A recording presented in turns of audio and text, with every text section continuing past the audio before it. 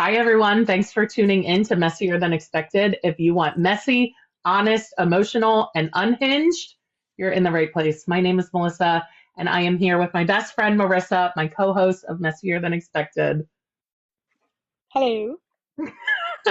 So, thank you so much for joining us for today. Today is our first episode.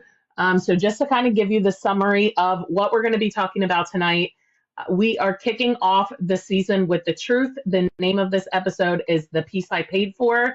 And the truth is that peace costs something. So, in this episode, we're talking about the relationships, the expectations, and the versions of ourselves we've had to let go in order to protect our peace. And becoming the healthy one can feel empowering, but it can also feel incredibly lonely. So, those are some of the topics that we are going to be covering tonight. And I'm super excited to bring this to you and engage in conversation with you about all of these things.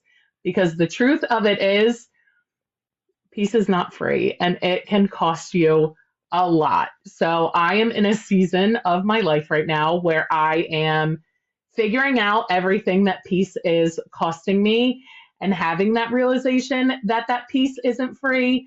And some of the things that that peace can cost you in your life are different people that you thought would be in your life forever, different patterns that you have fallen into, and also pretending to be okay when you are not exactly okay at all. Facts.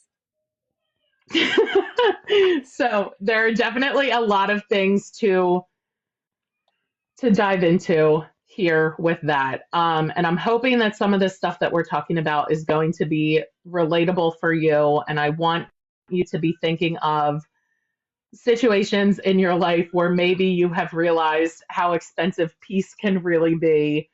I am going through a season of my life right now where peace is definitely costing me a lot. And some of you know a little bit about that, and we're going to get into a little bit more of it as we talk about it.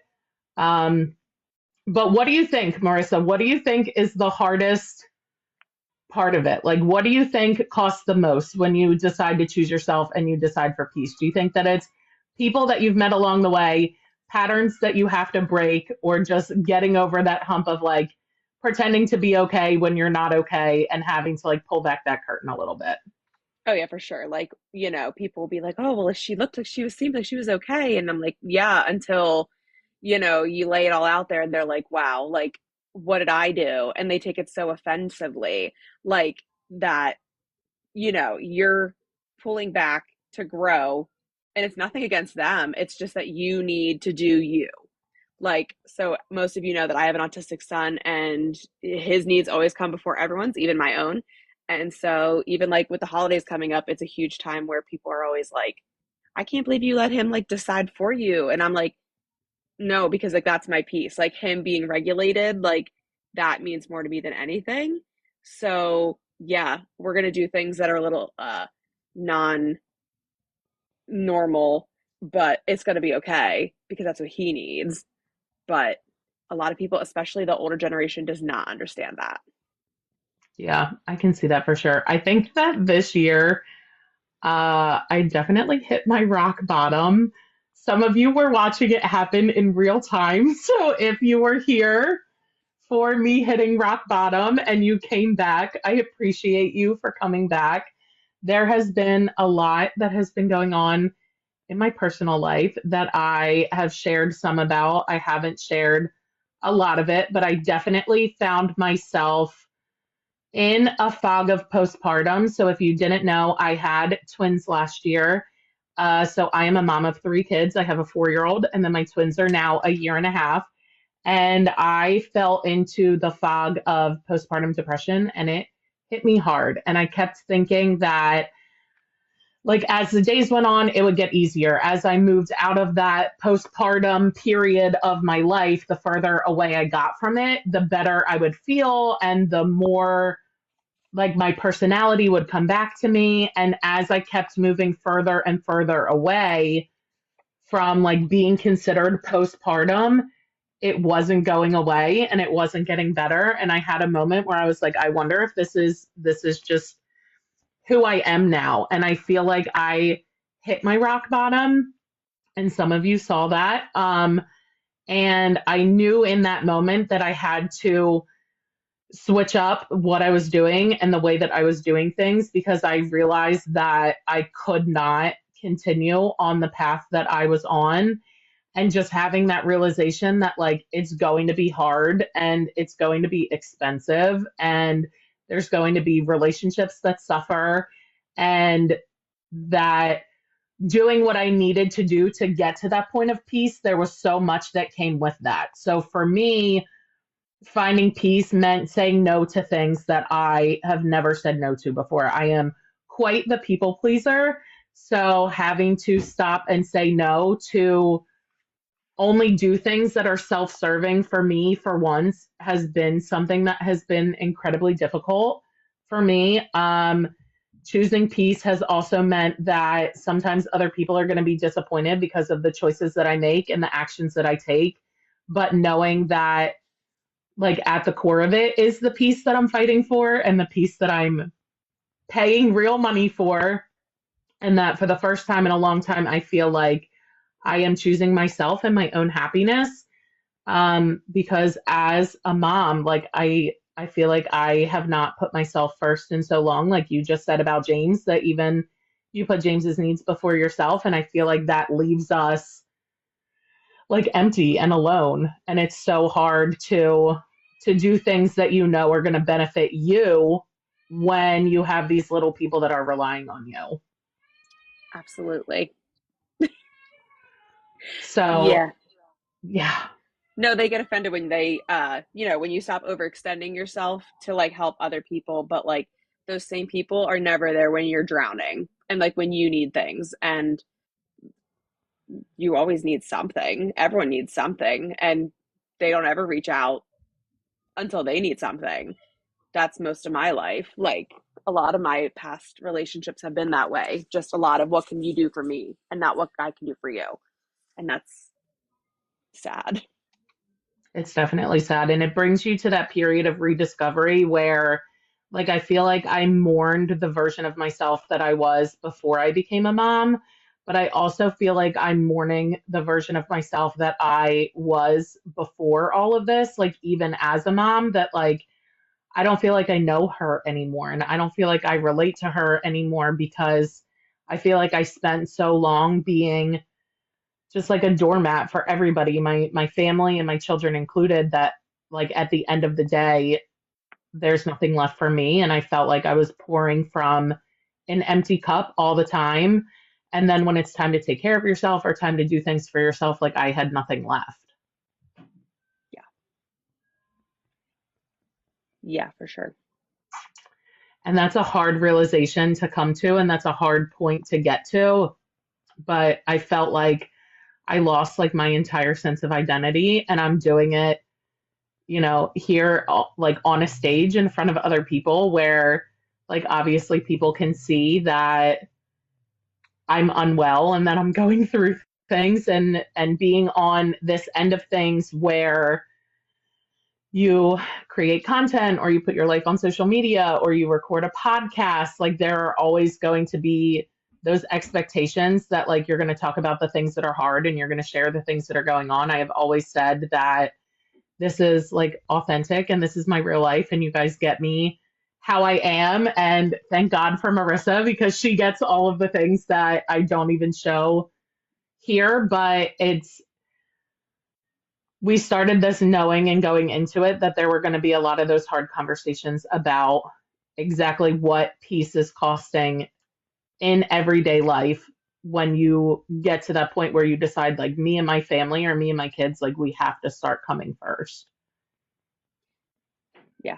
Because nobody's going to do it if you don't. Motherhood. No, motherhood, it's definitely not for the weak, and it's definitely not for everybody, because It's a lot messier than expected. it is definitely messier than expected. And there you go with the name of the podcast and why we decided to move forward this way.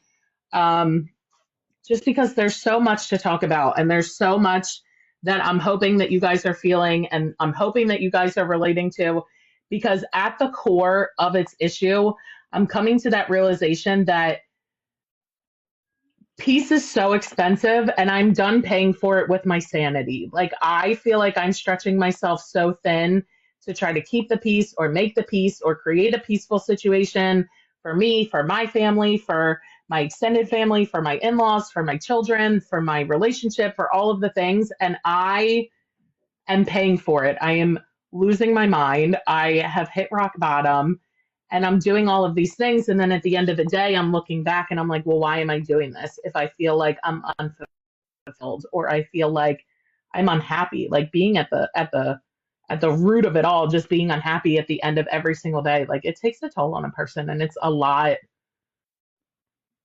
to carry every single day is to just walk around being like, I'm just unhappy all the time. I'm fine. I'm totally fine. And I'm there's that fine. like upholding that image that we talked about that's like part of the thing that peace is costing you is kind of letting down that wall that we build up because we have little ones looking to us and we are holding our families together where I struggle a lot with like feeling my emotions and I feel very strongly about teaching my children about emotions and giving them vocabulary to express themselves. I was a second grade teacher for almost 10 years and it's something that we talked about a lot where I just want them to be able to express themselves, but then also like you want your children to see you as strong and confident. And if I'm like upset and breaking down and hitting rock bottom and it's happening in front of my children, like there's that thought that's like, well, how is this affecting them? And what is this doing for them? And I that's part of think, that. What peace costs you is like having to have those breakdowns and deal with the repercussions of them. but I think that's important because one thing I don't remember is my parents ever breaking down in front of me. And I did not learn until a significantly older age how to deal with my emotions. I still am really hard on myself when it comes to like regulating because like you can't regulate a child when you're unregulated, dysregulated. And it's like my parents never taught me how to cope with my emotions. So like that's like, you know, me trying to break that cycle of hiding your emotions. Like, no, feel your feelings, like for sure. Because if you just choke it all down, you're gonna implode.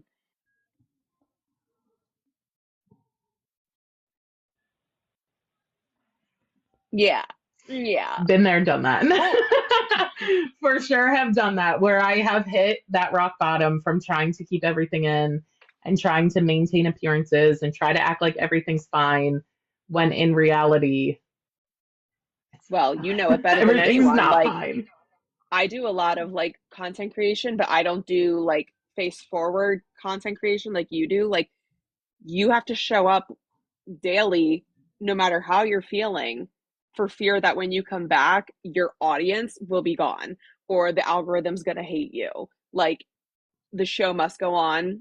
So, content creation, motherhood, there's that. Like, the show must go on. You have to just figure it out. But I don't think there's anything wrong with showing your kids that it is okay to have these emotions. And I think having, a breakdown every once in a while in front of your kids teaches them a lot. That's what I tell myself anyway. I think so because I think that everybody has big feelings, like whether Mm-hmm. you're a child or whether an adult. And part of my job as their mom is to teach them how to feel their feelings and Yep. how to like feel them in an appropriate way. Because I feel like if you're not giving them that space or that ability to feel those things in an appropriate way, that's where you're going to be getting temper tantrums. That's where you're going to be getting lashing out. That's where you might be getting violence from your children because they have to learn it's an interpersonal skill and it's something that they have to learn either from us or from the real world. And the real world lessons are going to be a lot tougher than the lessons that we're teaching at home. Yes. So once you make that decision to choose peace and pay the cost of choosing peace, whatever that looks like for you, um, and whatever people you might lose along the way, whatever patterns you're interrupting, whatever cycles you are breaking, once you make that decision that you are going to choose peace, that is where you need to set the stage and reset and put some of those boundaries into place. And boundaries can be really tough for people that have lived a long life without having any boundaries. Once you start setting boundaries, then things can become a little bit more difficult or get a little confrontational. So I wanted to talk a little bit about some of the boundaries that I learned to set. And just like everything else in my life, I learned it the hard way. I am never capable of learning things the easy way or learning things the first time through. So when I am setting new boundaries, it's because I learned a hard lesson, and usually I'm the one who got burnt. And that's why some of those boundaries are now set. And a conversation that I had with someone who's close to me is I explained the boundaries that I was setting and why I was setting them. And I said, I want you to think of my boundaries as a fence that I'm building around my home. And by me setting boundaries, I am not telling you that you're not welcome at my home anymore. That's not what I'm saying. But what I am saying is that I would like you to come through the gate instead of hopping over my fence, because this fence is here to protect me and to protect my kids. And you're welcome to come in, but you need to use the gate. And doing that is respecting and acknowledging my boundaries and moving in a way that is accepting of that part of my life and those rules and regulations that I'm setting. It's easy to set the boundary, in my opinion. It's hard to uphold the boundary because I could explain the boundary 100 times to some people and they still don't understand why I'm like standing 10 toes down on this, but I'm not willing to budge because I am protecting my peace. And Easy I as think that. that that's definitely the hard thing about boundaries and why I learned them the hard way, because it's so much easier to just back down and be like, okay, well, I don't want to like, cause waves, or I don't want to make things difficult. But it's like the moment that you go to set those boundaries is the moment that you realize your peace is too expensive for other people. Because when you decide to choose peace and when you're like, all right, I'm going to do this with my life, for my life, I am going to pay the cost of peace, whatever it costs in my relationships, whatever it costs financially. I am going to choose peace moving forward. That is when you set those boundaries and you realize who is going to fall in line and respect your boundaries and where that peace and those boundaries become too expensive for other people. And that is one of the hardest things I think about setting boundaries is figuring out and realizing who is going to respect your boundaries, who is always going to push back on your boundaries, and who is just going to be like, you're too much for me or you're too difficult, and then just like completely walk away. It makes life a lot simpler. I am a recovered people pleaser at this point. I do believe. I do believe I am recovered. I have been sitting around IEP roundtables and such, and you just learn that you just got to stick up for you and yours and screw everybody else. If they can't appreciate me for who I am, they're not worth it. And that's a really crazy thing I just said because me a year ago would have cried. Like, I just want everyone to like me. And now I'm at a place where I'm like, I don't care. If you don't like me, I do not lose sleep at night over you not liking me. Like, because life's too short. Like, as long as my kid likes me, my kids and my husband, everyone else is just a bonus. So, thank you for being the bonus. And I think that that's one of the reasons why we're such good friends is because I'm not there yet. So Marissa will always be the one to be like Let me off the leash, my pit baby. bull. Like Let me off the she's leash. going after anybody who is not respecting my boundaries. She's going after anybody who is not helping me protect my peace. And she is that like she's the pit bull in the background where like I'm learning so much from her all the time.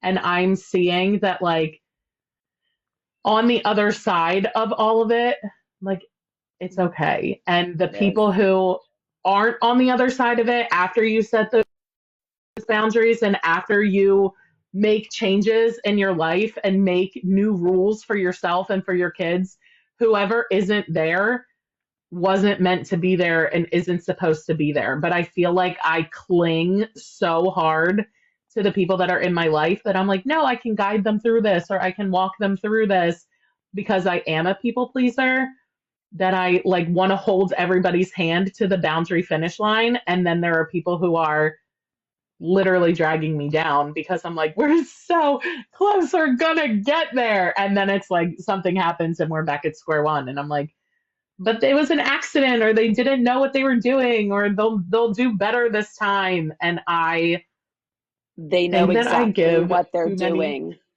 They know exactly what they're doing. They're I think professional. I give too many second chances, honestly. And I'm trying to move into that mindset that's like, I will never forget the people who are actively giving me a hard time while I'm having a hard time. And if that relates to you, or if you hear me say that and you think that I'm talking about you or I'm referring to you, then maybe I am. Because if you know that somebody is going through one of the hardest parts of their life and you choose to make it harder,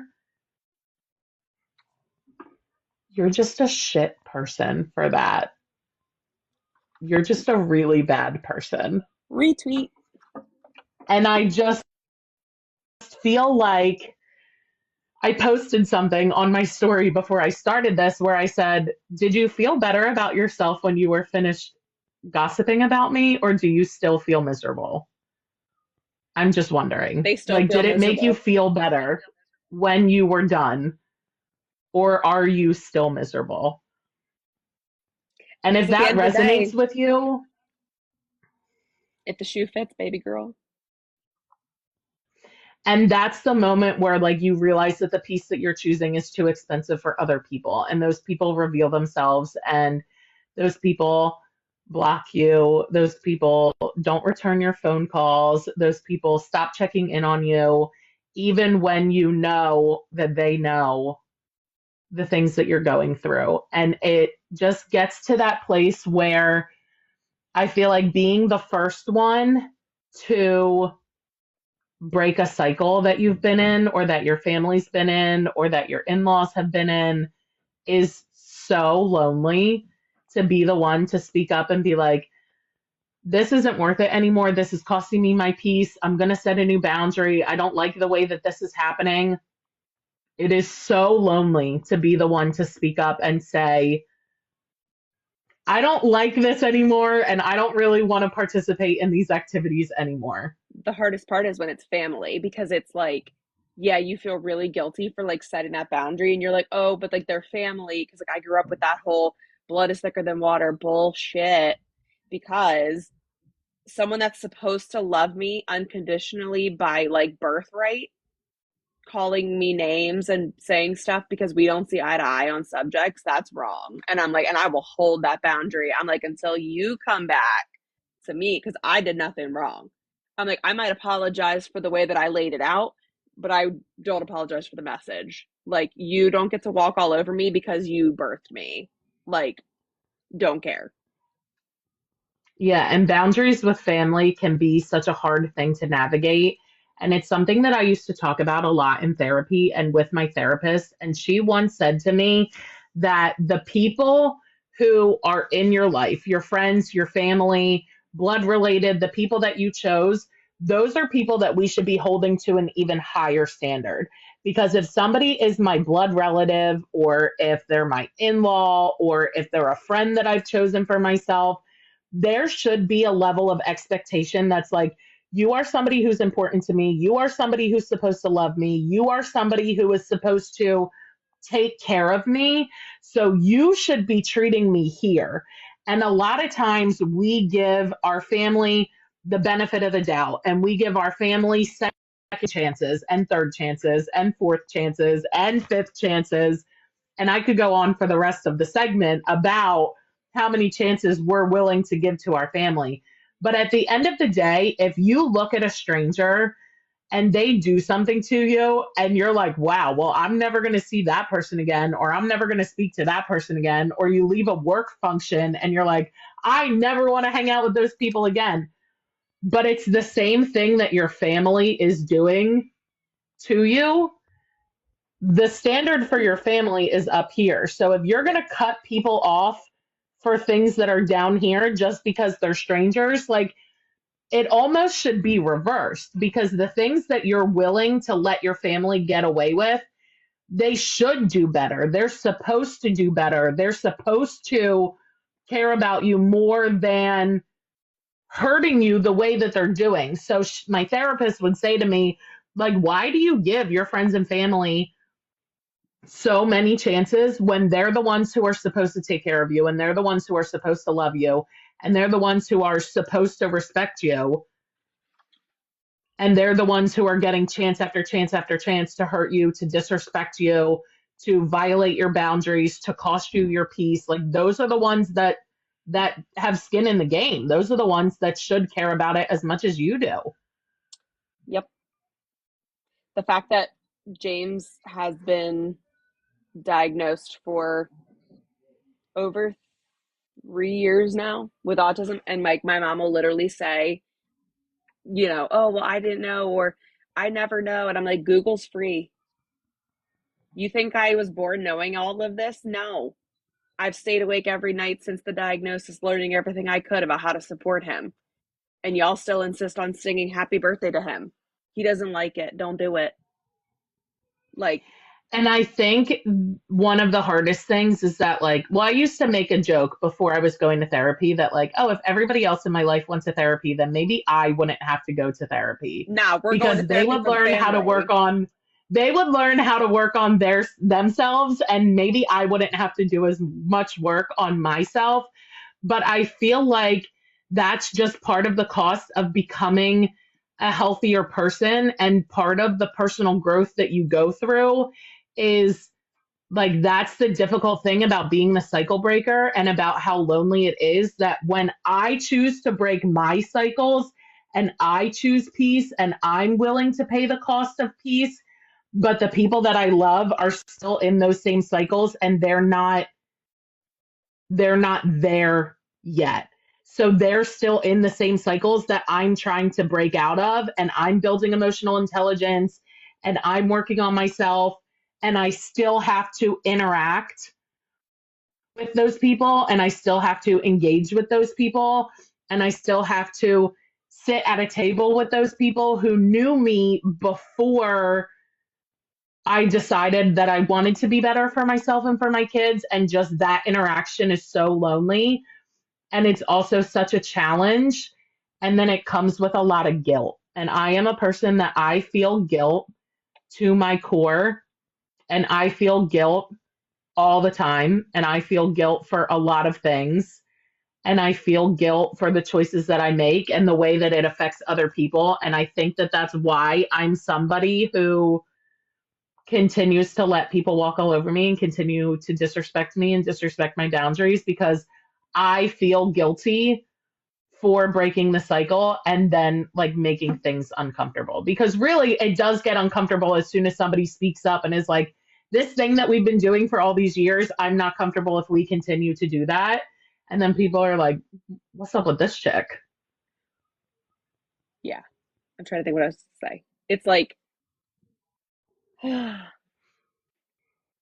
feel like I'm actually getting there. So, like, I was diagnosed with ADHD a few months back, and I've been on meds ever since because of that. And it's like, it's been an enlightening experience. And I think it's actually helped me move past the guilt because, like, I really don't feel that guilty anymore. Like, I literally, if you can't do the things that I'm asking, and I'm not asking crazy things, like, I'm not asking people to do crazy things. If you can't respect a short list of things, then this just isn't going to work. And it doesn't have to be nasty. It's just, you're not going to see me anymore. Like, still got love, still got all the things. I just don't want you at my table anymore. Like, And that's the part that's hard for me. And that's the part that I'm like trying to overcome now. it's And a the slow place but where steady race.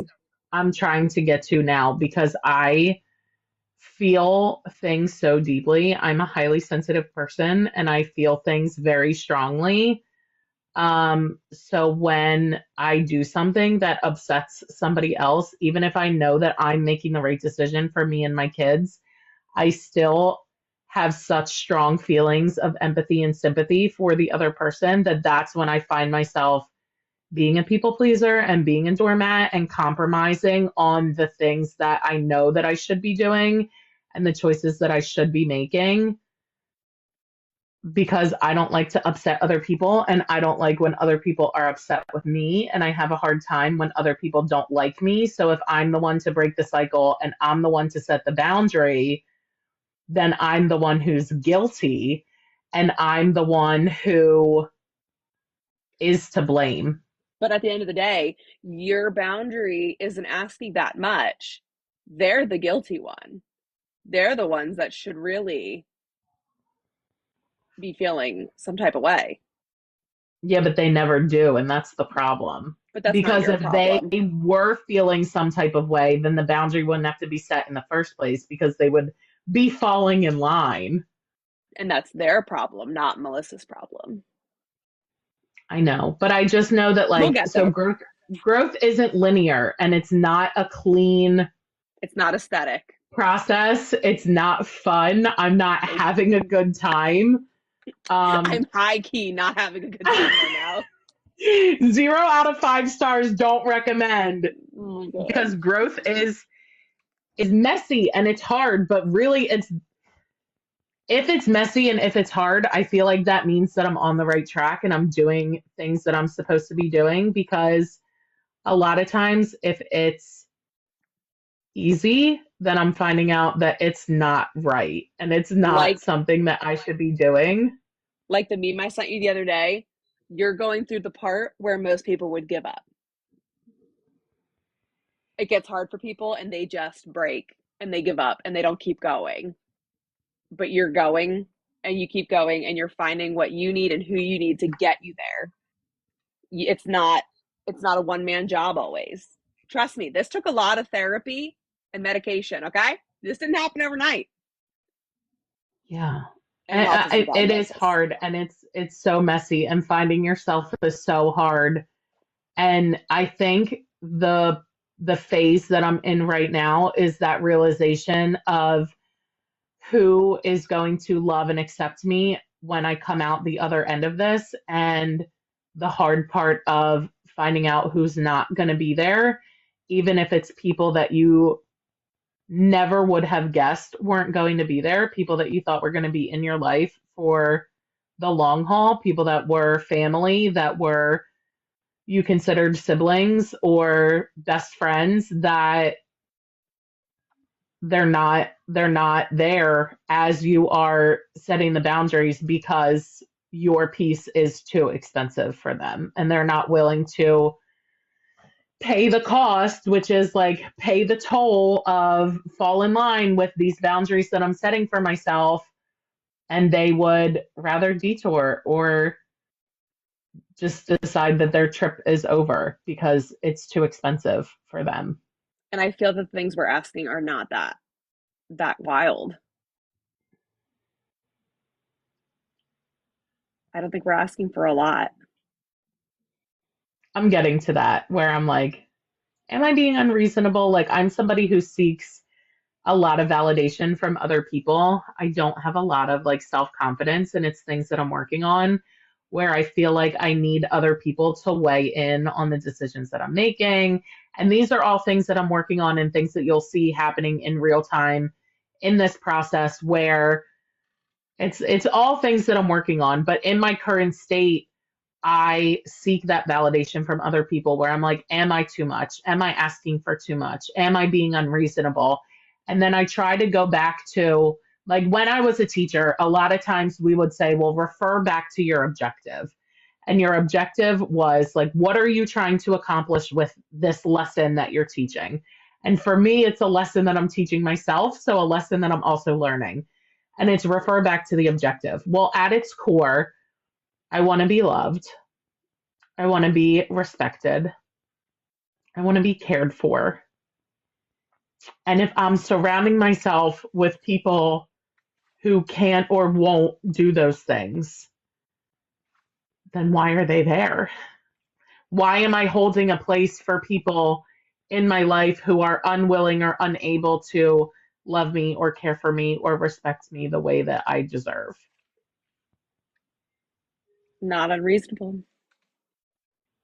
So when I think about people that I'm losing along the way that I never anticipated wouldn't be standing at the finish line with me, I go back to that.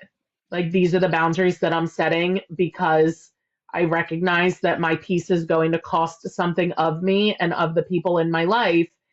And if that piece is too expensive for you, I'm glad that you are making that be known now so that I learn that now instead of learning all of my lessons the hard way like I typically do.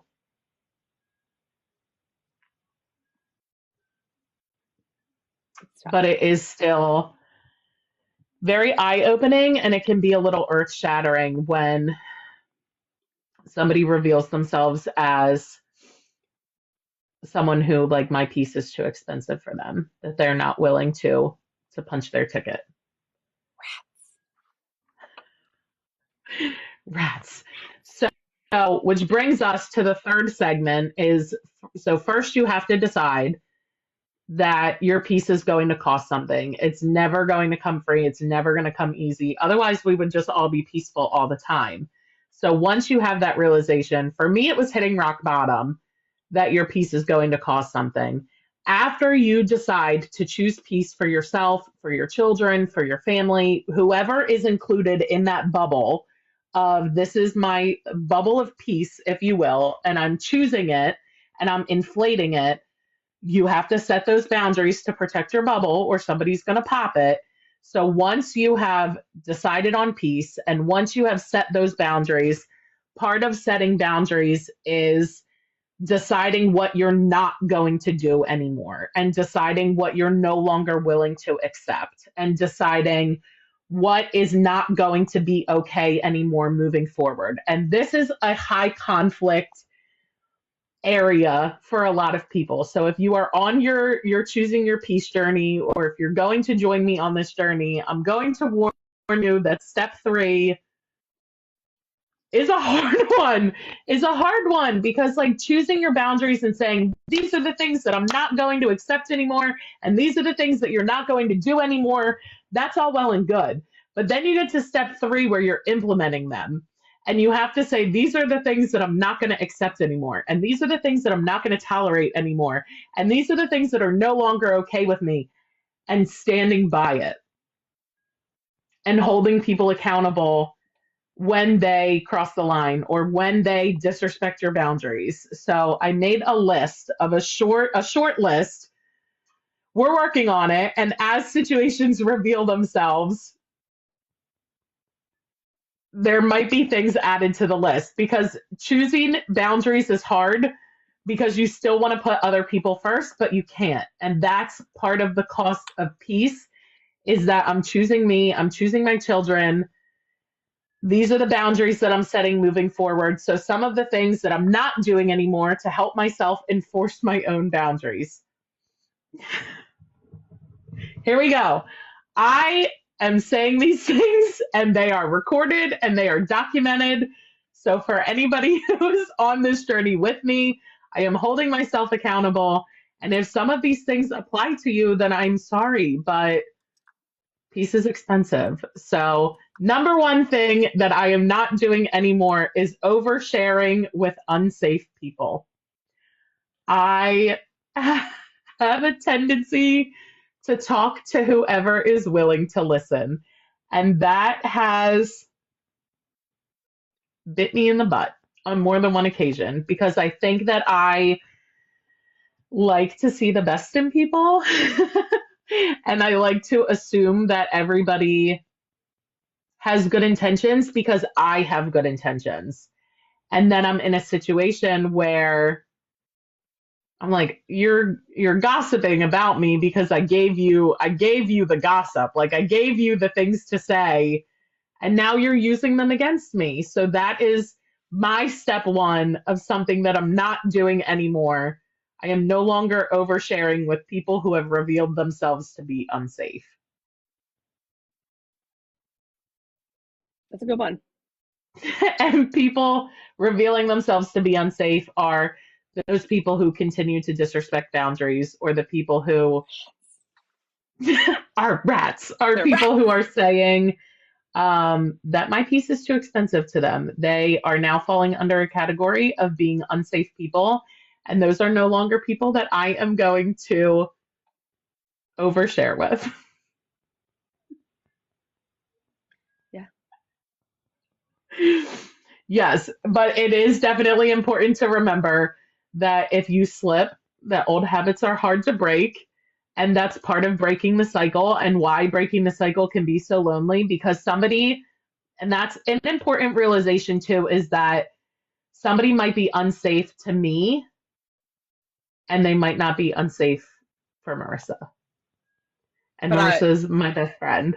but I wouldn't want them in my life So, because if they're not safe with you, they're not safe with me. okay, fair. They might be safe for somebody and not safe for somebody else. Mhm. And that is important to remember No, but and that to old habits die recognize. hard is true because, like our good friend Tony always says, we are healing, not healed. We're moving forward, but there's always chance for trips and such. So, the next thing that I'm not doing anymore is something that I have talked about on my live streams before.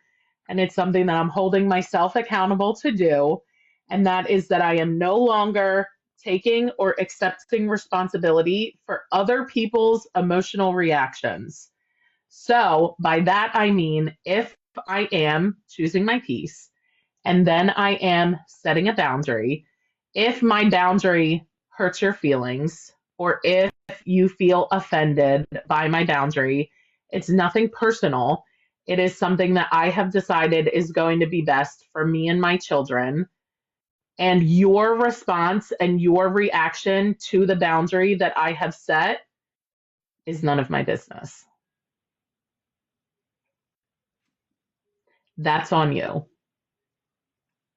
And I'm speaking these things now to make them truth and to make them fact and to be held accountable, um, because I am already responsible for regulating myself, and I am responsible for teaching three very small children how to regulate.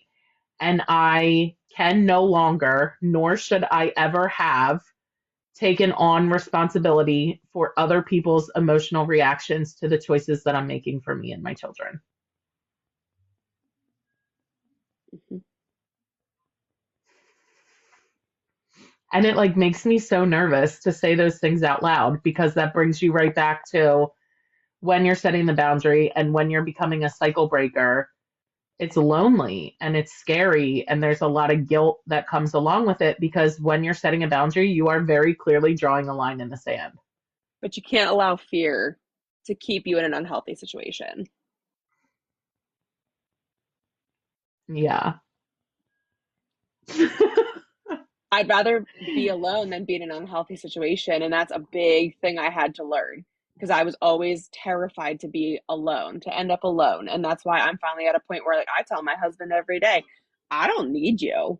I want you deeply. I want you, but I don't need you. Like, I had to come to terms with that from prior relationships. Like, I can't allow my worth to be determined by a relationship, especially an unhealthy one. And that's a place where I'm trying to get. You'll get there. And I am on my journey to get to that place, because I do seek validation from so many people that I have felt like if there's more people in my circle,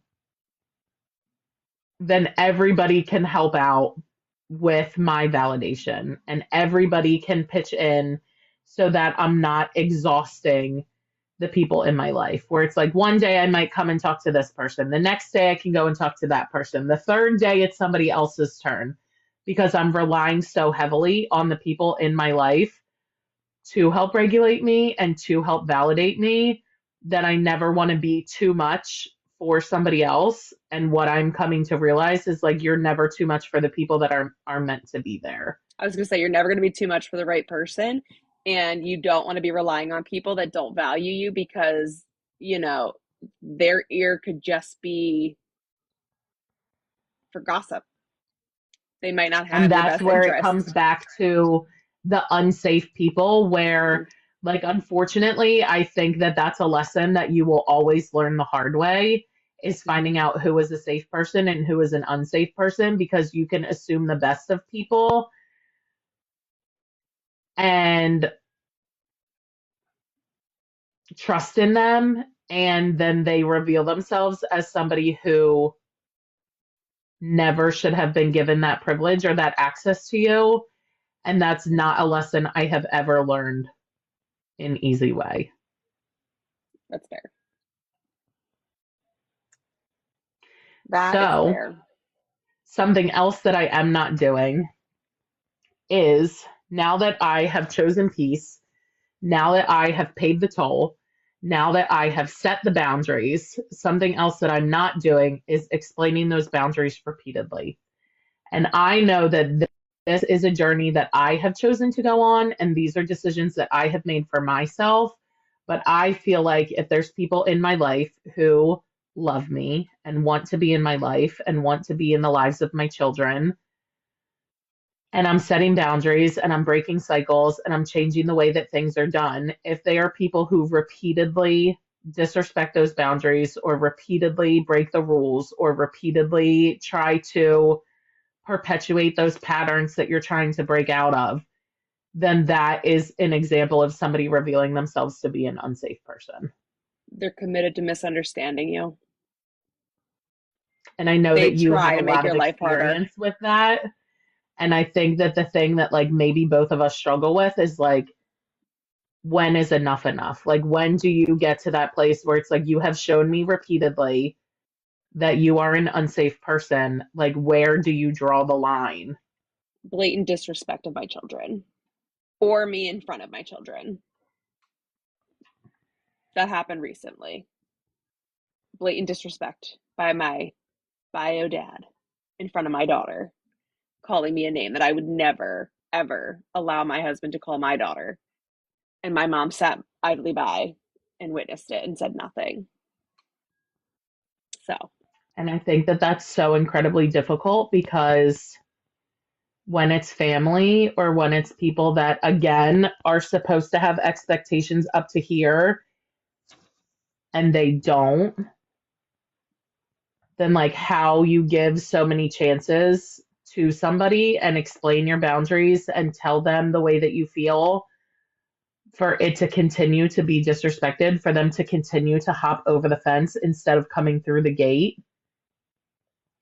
the manipulation, the gaslighting, That's where breaking that cycle is so lonely and where all of the guilt comes with it is to say like, okay, then I'm not doing this anymore because I'm choosing peace and peace is expensive. And one of the costs could be my relationship with somebody that I have loved and cared a lot about. But if you are revealing yourself to be an unsafe person as somebody who is not respecting me and my boundaries, then like you might be the cost of my peace.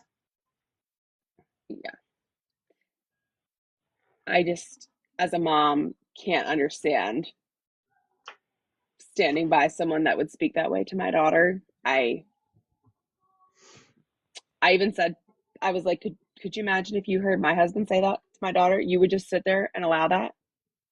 I was like, no way. And then it gets thrown back in your face. All the things that we do for you. That means you're allowed to disrespect me in my own house.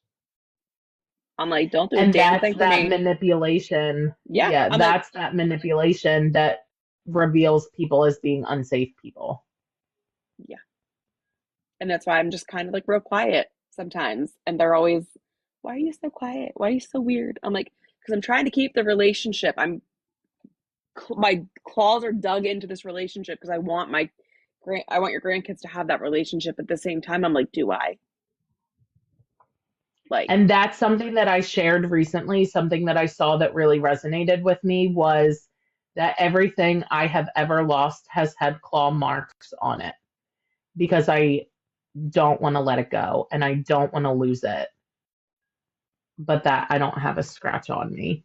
And that has been something that has been incredibly difficult for me in this process is like I'm always the one who's fighting and I'm always the one who's begging and I'm always the one putting in so much work.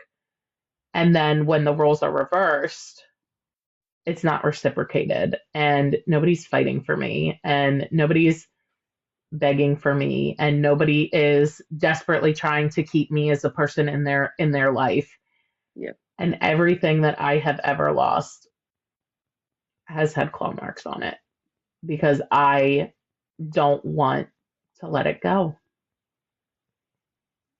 When it's But when like, it's so easy for somebody to turn around and just walk away, I'm like, as your 33-year-old daughter, I'm like, I'm not your little kid anymore. Like, I deserve respect. Like, I've always deserved respect, but like, I am allowed to have my own opinions. You raised me to be headstrong and, stand 10 toes down for what I believe in until it doesn't align with what you believe in, then it's just too much.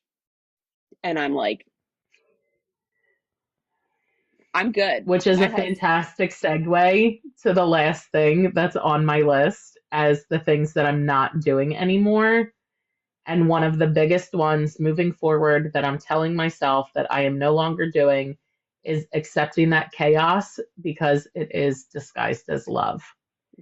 And because I'm looking at it as, well, that person didn't mean it that way because they love me or they're supposed to love me, or they didn't intentionally hurt me because they love me or because they're supposed to love me, or their reaction, they, they just need a minute because I know that they love me or that they're supposed to love me.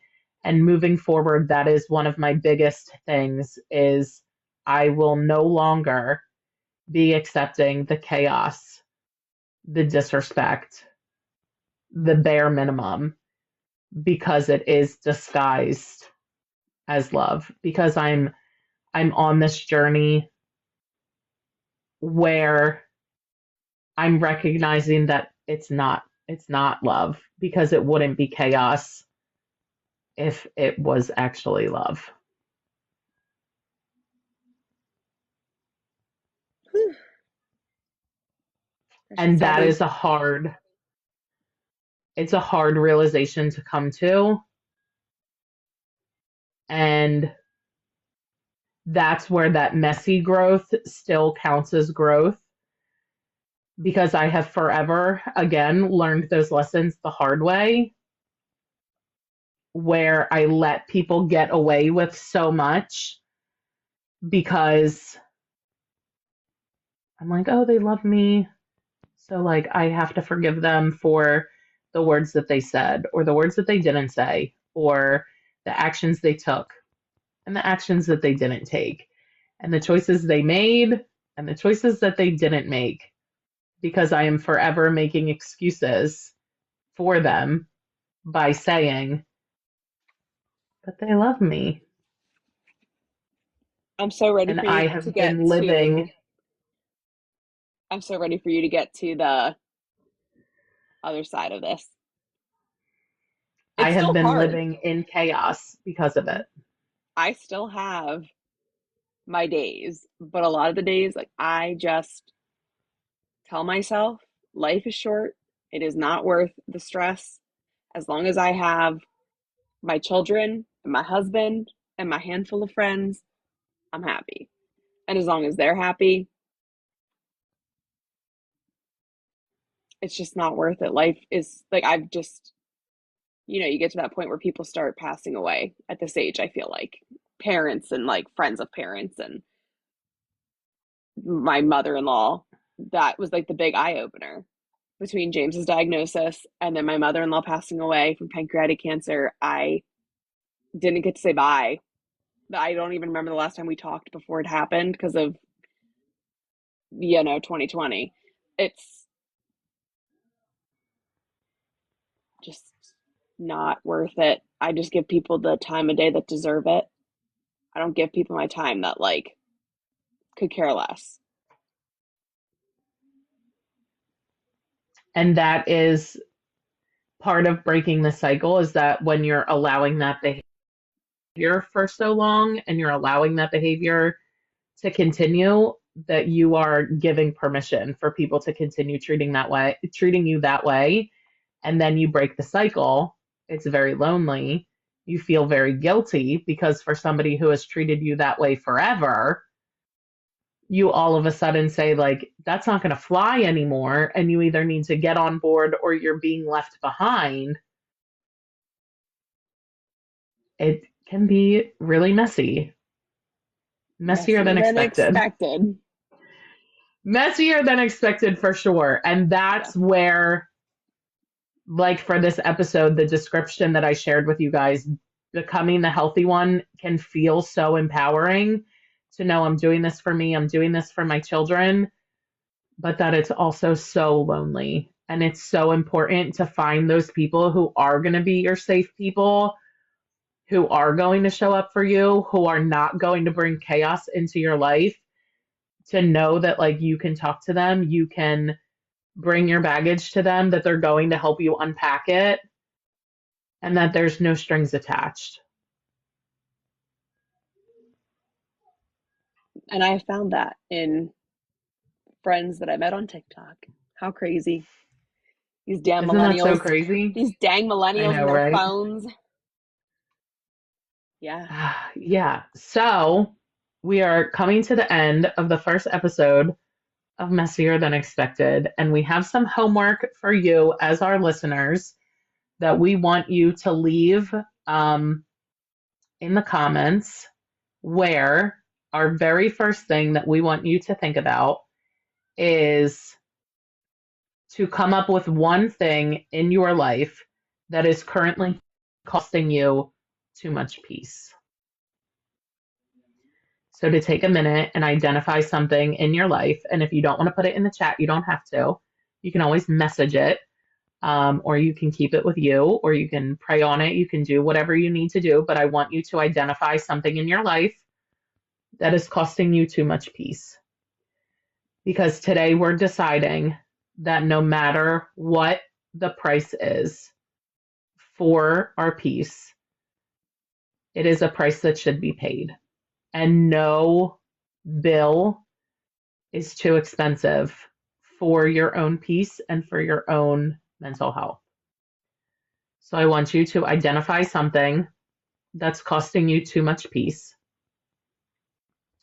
Once you have identified that thing that is costing you way too much peace, I want you to think about and I want you to write down what you would gain in your life if you made the decision today to let that thing go.